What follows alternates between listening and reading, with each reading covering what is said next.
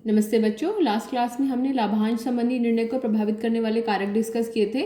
एक बार उनको फटाफट दोबारा से नजर डालते हैं और याद करने की कोशिश करते हैं। सबसे पहला था लाभ या उपार्जन। यदि लाभ होगा तो लाभांश देंगे, यदि लाभ नहीं होगा तो लाभांश नहीं देंगे। लाभ कम होगा तो कम लाभांश देंगे, लाभ ज्यादा होगा तो अधिक लाभांश देंगे। सेकंड पॉइंट था उपार्जन का स्थायित्व। यदि हमारा लाभ स्थायी है तो हमारा लाभांश भी स्थायी होगा। तीसरा पॉइंट था लाभांश का स्थायित्व। लाभांश के स्थायित्व में था कि यदि हमने एक स्थायी लाभांश की नीति अपना ली है तो ऐसे में हम हमेशा एक जैसा लाभांश देने का प्रयास करेंगे। चौथा पॉइंट विकास के अवसर।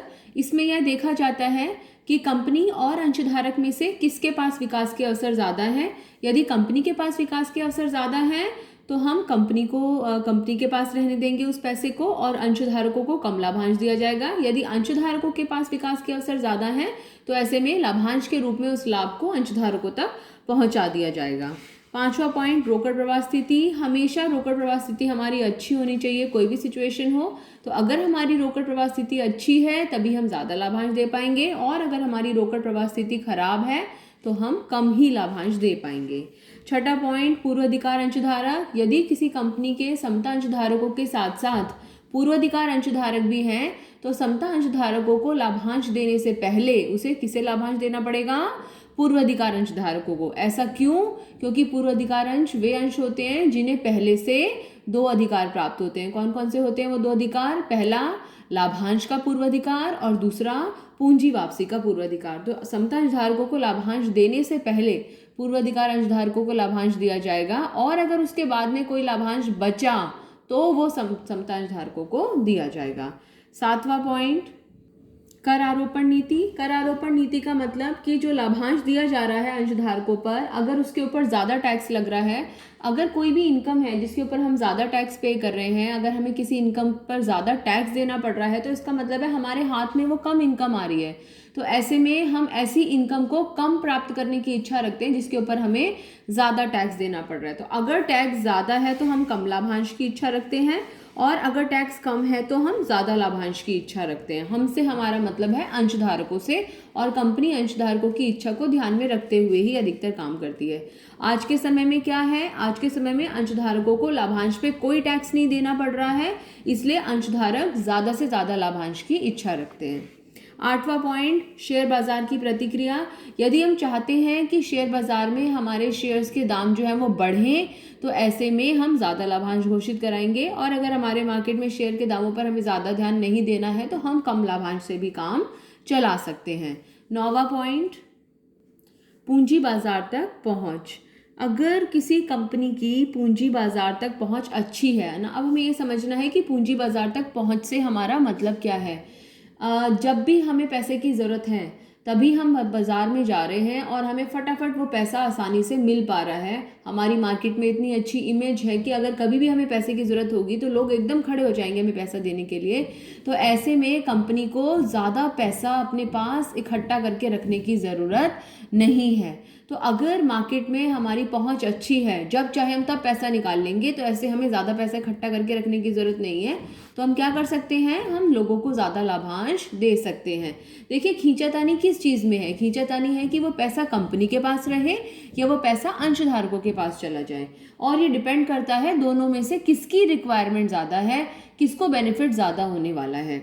तो अगर पूंजी बाजार तक पहुंच अच्छी है तो हमें ज़्यादा पैसा इकट्ठा करके रखने की ज़रूरत नहीं है, हम ज़्यादा लाभांश दे सकते हैं। लेकिन पूंजी बाजार तक पहुंचे हमारी बहुत खराब होने का मतलब क्या है? जब हमें पैसे की ज़रूरत है तब हमें मार्केट में से एकदम से पैसा नहीं मिल पाएगा, क्योंकि हमारी इमेज पहले ही मार्केट में बहुत ख़राब है या मार्केट की स्थिति अच्छी नहीं चल रही है, तो हमें बहुत आसानी नहीं होगी पैसा इकट्ठा करने में।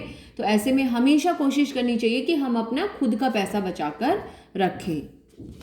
10th पॉइंट कानूनी बाध्यता। अब देखिए कानूनी बाध्यता का मतलब क्या होता है? अगर कोई ऐसी लीगल बाउंडेशन है, कंपनीज एक्ट में कोई ऐसा प्रावधान दिया गया है कि हर साल कम से कम इतना लाभांश तो देना ही देना है, तो हर कंपनी को उस कानूनी बाध्यता का पालन करना ही करना पड़ेगा। लास्ट पॉइंट ऋणदाताओं द्वारा प्रतिबंध। ये बहुत अच्छा पॉइंट है। देखिए जब हम किसी से उधार लेते हैं, ऋणदाताओं से उधार लेते हैं, बैंक से उधार लेते हैं, तो उधार तो हमें बहुत आसानी से मिल जाता है, लेकिन उसके साथ साथ हमें बहुत सारी शर्तों का भी पालन करना पड़ता है। वो शर्तें क्या हो सकती हैं? अब देखो, ऋणदाताओं को तो अपने पैसे की चिंता होती है। उन्हें ये पता है उन्हें कि अगर ये कंपनी इस पैसे को ऐसे ही लुटाती रही, इस पैसे को अगर ये अंशधारकों को लाभांश के रूप में देती रही और कल को अगले साल इस कंपनी को प्रॉफिट नहीं हुआ, तो उस ऋणदाता को उसका ब्याज कैसे मिलेगा? उस ऋणदाता का ऋण कैसे चुकाएगी कंपनी? तो ऐसी स्थिति में जो ऋणदाता होते हैं, जो लोन देने वाले होते हैं, चाहे वो बैंक हो, चाहे कोई वित्तीय संस्थान हो, चाहे वो कोई व्यक्ति हो, चाहे वो कोई कंपनी हो, वो क्या करते हैं? वो अपनी स्थिति को सुरक्षित करने के लिए, अपनी सिचुएशन को अंडर कंट्रोल लाने के लिए कंपनी के ऊपर प्रतिबंध लगा देते हैं। वो कंपनी को कहते हैं कि भाई हमने आपको 10 साल के लिए उधार दिया है, तो अगले 10 साल तक आप कंपनी अपने अंशधारकों को कोई भी लाभांश नहीं देंगे, या फिर देंगे तो 2% से ज़्यादा नहीं देंगे, 5% से ज़्यादा नहीं देंगे।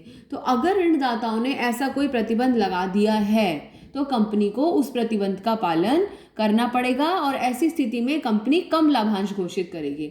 लेकिन अगर ऐसा कोई प्रतिबंध नहीं है, ऐसा कोई ऋण नहीं है कंपनी के ऊपर, ऐसा कोई भार नहीं है कंपनी के ऊपर, तो ऐसी स्थिति में कंपनी यदि चाहे तो अपने अंशधारकों को ज़्यादा लाभांश दे सकती है।